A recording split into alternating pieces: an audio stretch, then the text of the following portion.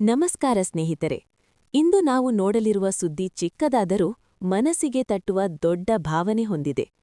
ಗಣರಾಜ್ಯೋತ್ಸವದ ಸಂಭ್ರಮದಲ್ಲಿ ಒಂದು ನಾಯಿ, ಹೌದು ಸ್ನೇಹಿತರೆ, ಒಂದು ನಾಯಿ ವಿಶ್ವನಕ್ಷೆಯಲ್ಲಿ ಭಾರತವನ್ನು ಆಯ್ಕೆ ಮಾಡುತ್ತದೆ. ಈ ದೃಶ್ಯವೇ ಈಗ ಸೋಷಿಯಲ್ ಮೀಡಿಯಾದಲ್ಲಿ ಡಾಗಿಶ್ ಆನ್ ಫೈರ್ ಎಂದು ವೈರಲ್ ಆಗಿದೆ. ಈ ವಿಡಿಯೋ ಯಾಕೆ ಇಷ್ಟು ಜನರ ಮನ ಗೆದ್ದಿದೆ? ಇದರ ಹಿಂದಿರುವ ಅರ್ಥವೇನು? ಇದು ನಿಜವಾಗಿಯೂ ಏನ್ ಹೇಳ್ತದೆ? ಎಲ್ಲವನ್ನೂ ಈ ವಿಡಿಯೋದಲ್ಲಿ ನೋಡೋಣ ಸ್ನೇಹಿತರೆ.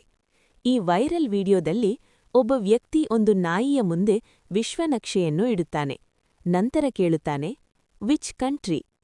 ಅಚ್ಚರಿಯೆಂದರೆ ಯಾವುದೇ ಗೊಂದಲವಿಲ್ಲದೆ ಆ ನಾಯಿ ನೇರವಾಗಿ ಭಾರತದ ಮೇಲೆ ಬೆರಳು ಅಥವಾ ಮೂಗು ಇಡುತ್ತದೆ. ಈ ದೃಶ್ಯ ನೋಡಿದ ಕ್ಷಣವೇ ಜನರು ಹೇಳಿದ್ದು ಒಂದೇ ಮಾತು, wow, even dogs love India.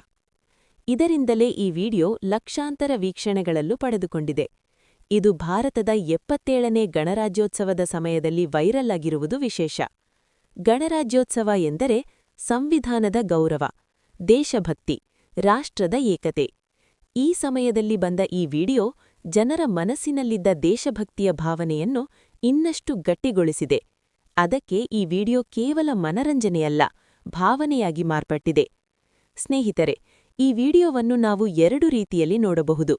ಒಂದು, ಮನರಂಜನೆಯ ದೃಷ್ಟಿಯಲ್ಲಿ, ಒಂದು ಫನ್ ಮೊಮೆಂಟ್, ಸೋಷಿಯಲ್ ಮೀಡಿಯಾದಲ್ಲಿ ನಗು ತರಿಸುವ ದೃಶ್ಯ. 2, ಭಾವನಾತ್ಮಕ ದೃಷ್ಟಿಯಲ್ಲಿ, ನಾಯಿ ಎಂದರೆ ನಿಷ್ಕಪಟ, ಪ್ರಾಮಾಣಿಕ, ಯಾವುದೇ ರಾಜಕೀಯ ಇಲ್ಲ. ದೇಶದ ಮೇಲಿನ ಪ್ರೀತಿ ಭಾಷೆ, ಜಾತಿ, ಮನುಷ್ಯ ಮಾತ್ರವಲ್ಲ, ಭಾವನೆಯ ವಿಷಯ ಎಂಬ ಭಾವನೆ ಈ ವಿಡಿಯೋ ಕೊಡುತ್ತದೆ. ಇಂತಹ ವಿಡಿಯೋಗಳು ಜನರ ಮನಸ್ಸಿನಲ್ಲಿ ಸ್ವಲ್ಪ ಹೊತ್ತು ಸ್ಮೈಲ್ ಮತ್ತು ಹೆಮ್ಮೆ ತರಿಸುತ್ತವೆ.